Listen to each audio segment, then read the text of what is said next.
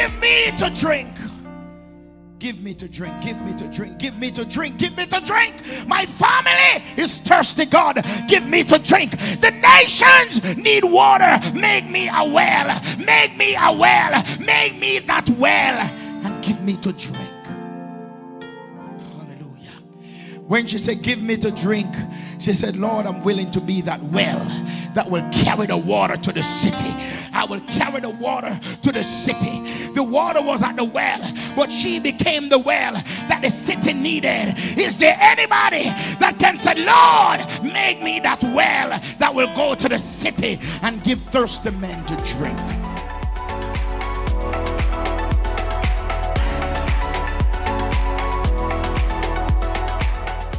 Hello and welcome to Community Worship Center, where the Word of God is the broken bread and the naked truth.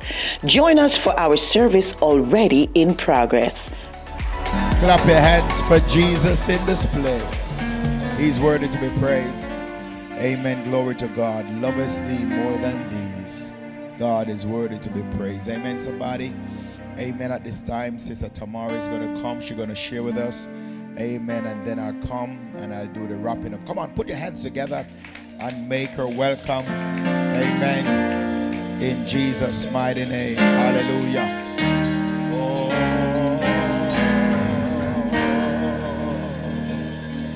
Rock of ages clear.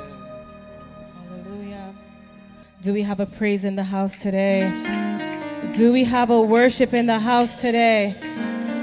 Do we have a shout of praise in the house today? Hallelujah. Is he worthy to be praised? Hallelujah.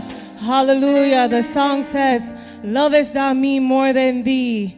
Hallelujah. What will your answer be? Shall we praise the Lord? Shall we worship the Lord?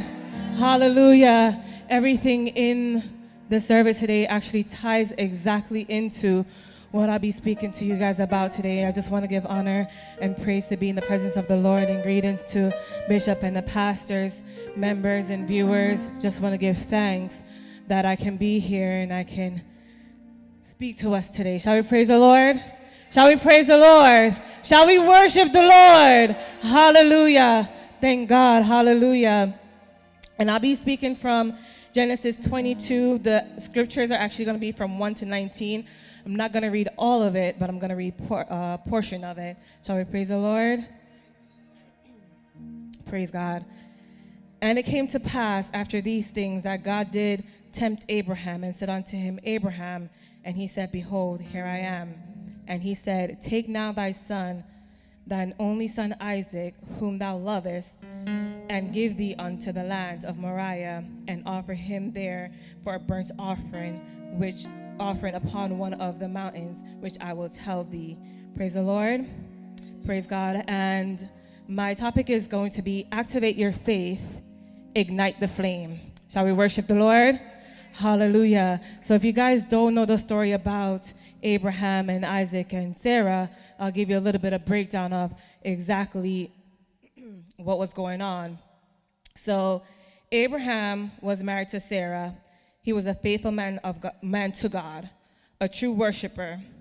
In the previous chapters, it spoke about how Sarah prayed for a child but was unable to conceive. When they both got older, God told Abraham that Sarah was going to conceive. God had promised Abraham that she would be a mother to all nations and that she would conceive and bear a son. Isaac being born in Sarah and Abraham's old age was a fulfillment of God's promise to them. Hallelujah. So my question to us today is, what are we praying and asking God for? And are we believing that God is going to answer our prayers? Shall we praise God? Hallelujah. In the scripture, God told Abraham to sacrifice his son, the one they tried so hard for, and Sarah's only child. One day when Isaac was a boy, God came to Abraham and told him to sacrifice Isaac on Mount Moriah. Though he loved his son dearly, he didn't hesitate to obey the Lord. The next day, Abraham saddled his donkey and began his journey with Isaac, his two servants, and the wood for the sacrifice. Amen. So Abraham was old when he had Isaac, and so was Sarah. So imagine you're praying for something for so long. God finally grants you your prayers, but now you're being tested with your blessing. Shall we praise the Lord? Hallelujah. So now this was their test, and your test is going to be your Mount Moriah. Hallelujah. So what are you going to do when you get to your Mount Moriah? What are you going to do when your faith is tested? You have to activate your faith. Shall we praise God? To activate is to energize something or to energize someone. So how are we going to activate our faith today? We have to have a strong prayer life. We have to commune with God. We have to talk to God. We have to have a relationship with God. That's the first way we're going to activate our faith. Hallelujah. That's how we're going to activate our communication and our lifestyle with God. Hallelujah. So we have to commune with him and get to understand him and have a deep relationship with us.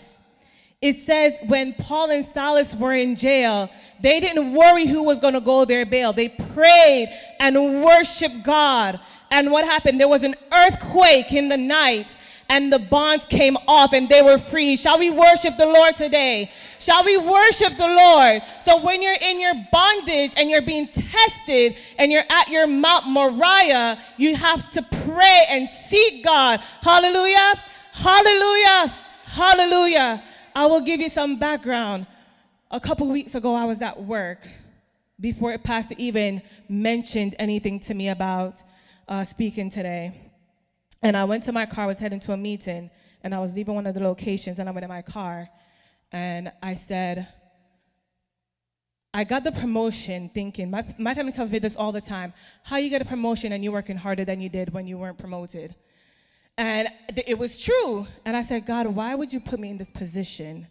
And every day I come, I give you praise when I'm going to work. I do what I'm supposed to do.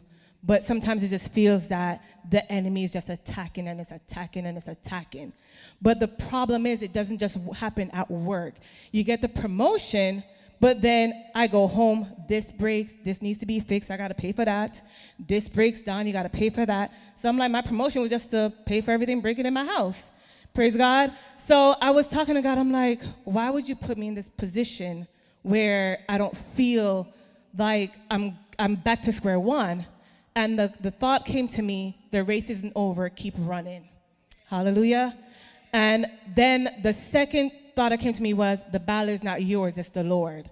So I know for a fact that he did not bring me this far to leave me.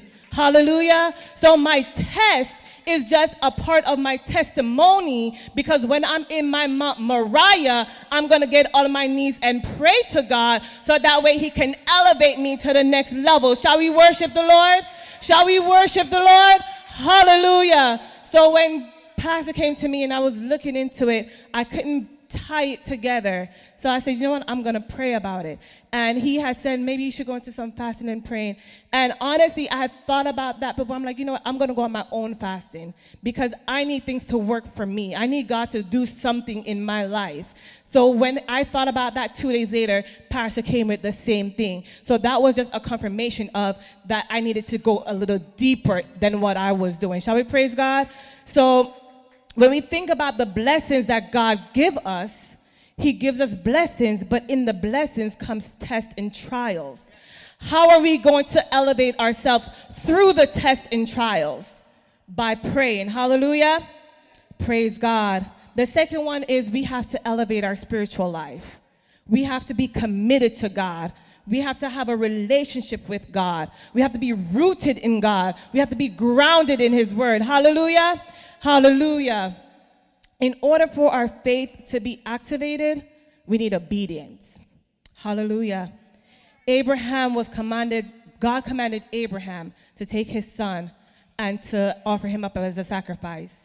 Abraham obeyed. He didn't question God. He didn't question the thought process of what God was doing. He may not have understood it, but Abraham obeyed it. Shall we worship the Lord? Shall we worship the Lord? Our blessings will come from obeying God. Our blessings will come from our obedience to God. If God had told me, when God told me, go fast and pray, if I didn't do that, I would be missing out on my blessing, because that's the time that I'm going to commune with God, and that's when he's going to speak to me, and that's when he's going to show me the way. Hallelujah. Hallelujah. Praise the Lord. In order to activate your faith, you need to make some sacrifices. Hallelujah. Who here knows how to sacrifice for God? Who here is willing to make a sacrifice for him?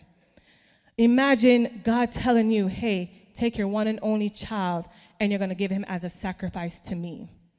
We would think of all the options and all the excuses not to do it, but we have to be willing to make that sacrifice. Fasting and praying is a sacrifice. When we go to work and we have an hour lunch, take 10 minutes. It's a sacrifice to God. Take 10 minutes, sit in your car and pray to God. That's a sacrifice. Shall we worship the Lord? Shall we worship the Lord? Hallelujah. We have to be able to make a sacrifice to him. In 1 Samuel 15 and verse 22, Samuel said, had the Lord as great delight in burnt offerings and sacrifices as in obeying the voice of the Lord. Behold, to obey is better than to sacrifice. Shall we worship the Lord? Shall we praise the God? So we have to make sure that we can sacrifice our time. We devote time to God. We devote time for his word, time for his worship. Hallelujah. Hallelujah.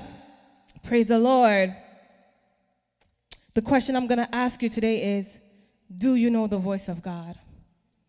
If God was to speak to you today, would you know that's the voice of God? Hallelujah. Abraham didn't hesitate. Imagine if you're sitting, you bought a brand new car. God blessed you with a new car. You work hard for this car, and the voice says, there's a homeless man down the street, give him that car. Would that be the voice of God today? We have to be able to differentiate the voice of God and know that God is talking to us. The only way we can do that is through a relationship with him. When mothers, I'm not a mother, but I have nephews, and I help raise them. And throughout my time, when they cry, I know what the cry is for. It's whether they need to be fed, they are fussy, they want to sleep. You know it because you have a connection with them, right? Just like that, that's how our connection should be with God. Hallelujah. We should have a deep connection with him so that when God is speaking to us, we can obey the voice of the Lord and we can follow out his plans. Shall we worship the Lord? Hallelujah. When we think about Samuel and Eli, Samuel heard a voice calling him, and he thought it was Eli. Who's been there? We've been home. Sometimes we're even home alone and hear a voice calling us, and you think maybe mom came home earlier, the husband came home early, and you think that they're there, and then when you look around, there's nobody there. Amen. So Samuel heard the voice and thought Eli was calling him. And every time Samuel would go, Eli would say, I didn't call you. Therefore Eli said unto Samuel, go, lie down, and it shall be, if he call thee that thou shalt speak, say, speak, Lord, thy servant heareth. Who's ready to hear from the voice of God today? Hallelujah. Who's ready to receive from the voice of God today? Hallelujah. All we have to do is listen to the voice of God and say, speak, for thy servant heareth. Hallelujah. Hallelujah. Praise the Lord. Praise God. We have to be able to differentiate the voice of God. Hallelujah. It says, my sheep know my voice, and I know them, and they follow me. Hallelujah. Just like when you're in your regular normal life, you know the voice of your kids, you know the voice of your family. Why? It's that relationship that we have with them. We have to have that divine relationship with God, so that way when God speaks to us, we can say, speak, Lord, thy servant heareth, and he will listen. He will speak to us, and we can listen to him. Hallelujah. Praise the Lord. His voice makes a difference in our life. When God is speaking, we have to be able to mute out all the distractions so we can hear the voice of the Lord. Hallelujah. Hallelujah. We don't need the distraction around us, because what happens is God is speaking to us and we can't hear him, because we go home and we say, okay, I'm going to go into the word for 10 minutes when I get home. And instead of that, we find other things to do. And what does that do? It distracts us. Amen. Yesterday I was off. I was feeling nice when I did everything I had to do. And I came home and I said, as soon as I come home, I'm opening up the word. I'm going to meditate. I passed out for 2 hours because that was a distraction. I was fine. I had no feeling of sleepiness, nothing. And as soon as I got home, opened up the Bible, I was gone. So I wake up and I go back to the Bible. I'm trying to meditate on it. I start to feel weak. I start to feel dizzy. And I'm like, you know what? No matter what, I'm going into the word because it should go forth. Hallelujah. So no matter what distractions were going to happen, I was going in the word because the word has to come forth. Hallelujah. Hallelujah. Sometimes we go home and this person is calling, that person is calling, mommy needs this, daddy needs this. No, now it's God's time. We make time for everything else, lock out the distractions, and focus on God. Hallelujah. Shall we worship the Lord? Shall we worship the Lord? Shall we worship the Lord? Hallelujah. Hallelujah. We cannot let other opinions prevent us from activating our faith. Now, if we put ourselves in Abraham and Sarah's shoes, God told Abraham to take Isaac, somebody that they've been praying about, a child that they wanted so bad, waited 100 years to have. God said, you're going to sacrifice him to me. Imagine if the story went different and Abraham told Sarah, God told me to sacrifice Isaac. Sarah will probably say, nope, that's not God. Don't believe it. You're crazy. You're insane. Why would God do this? I prayed so long. God gave me this child. Why should I sacrifice it? This was my blessing, right? But that's why we have to make sure that when we speak to God, we don't hesitate on what he's saying, but we have to pray about it and seek him and not seek others. We don't need to seek for the opinion because that's God telling us to do something. That's the conversation between me and God. So we have to make sure that when God is speaking to us, that we're listening to what God is saying to us and not letting others intervene, because that can delay the progress, delay your blessing, and delay your faith journey. Hallelujah. Hallelujah. Next thing you know, you're going to say, oh, well, you know what? I talked to so-and-so and you're right. It wasn't God that was telling me to do that. It was just my mind going crazy. And imagine what the outcome would have been. How many times have we come somewhere, come to church, work or something, and something says, go give that person a hug and pray for them, and we disobey. And then the next day, that person said, you know what, I was really feeling down yesterday. I couldn't make it. But that hug and that prayer would have gotten to that person. But sometimes we miss out on that opportunity because we don't listen to the voice and we don't obey the voice. So it's for us to listen and obey, trust and obey. Shall we worship the Lord? Shall we worship the Lord? Shall we worship the Lord? Hallelujah. We have to be separated from certain things in order for us to activate our faith. In order for us to activate our blessings, we have to be separated. There were some times in my life where I was going back day to day. I would do the normal, regular things. I'll read the word. I'll come to church. But then in my free time, I'd be like, okay, well, it's Saturday. I have nothing to do. Let me go out. But I had to separate myself from that. And to be honest, God did some of the separating for me. I didn't even have to tell certain people, hey, I don't want you in my life no more. God did it for me. He literally went and chop away. Because certain people are there just to delay your progress. But once he's chopped those people away, you will see that you'll start to elevate in your faith journey. Shall we praise the Lord? You'll start to see you elevate in your spirituality. Shall we worship the Lord? God will bring you to another level of service. You will define who you are in Christ. Shall we worship the Lord? Hallelujah. So sometimes we have to be separated from certain things. Sometimes we just need that time to be alone with God and take that time and use it wisely to do his work and his purpose. Hallelujah. Hallelujah. Praise the Lord. Don't delay your activation. Move in obedience. Hallelujah. Praise the Lord. Hallelujah. And the angel of the Lord called unto him out of heaven and said, Abraham, Abraham. And he said, Here am I. And he said, Lay not thine hand upon thy lad, neither do thou anything unto him. For now I know that thou fearest God, seeing thou hast not withheld thy son and thine only son from me. And Abraham lifted up his eyes and looked, and behold, behind him a ram caught in a thicket by his horns. And Abraham went and took the ram and offered him up for a burnt offering in the stead of his son. Hallelujah. So when Abraham got to Mount Moriah, he separated himself from his servants. There's a purpose and a reason for that.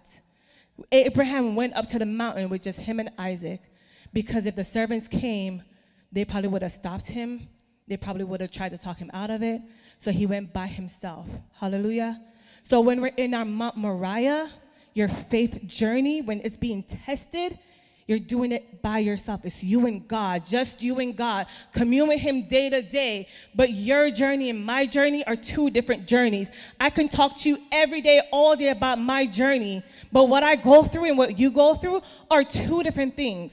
So when we go through our journey and we're being tested, we have to find ourselves on our knees when we're at our Mount Moriah, praying and seeking God. Because God, that is when God is going to show up. When we're praying and seeking him and we're listening for the answers, God will show up to us. And God will provide a ram in a ticket for us. Hallelujah. We need that ram in the ticket today. If you're going through anything, God will provide the ram in the ticket for you. Hallelujah. All we have to do is make sure that we activate our faith. Stay spiritual. Stay prayed up. Commune with God. Build a relationship with him. Trust and obey him, and he will see you through. Shall we worship the Lord? Hallelujah. Praise God. These are my few words.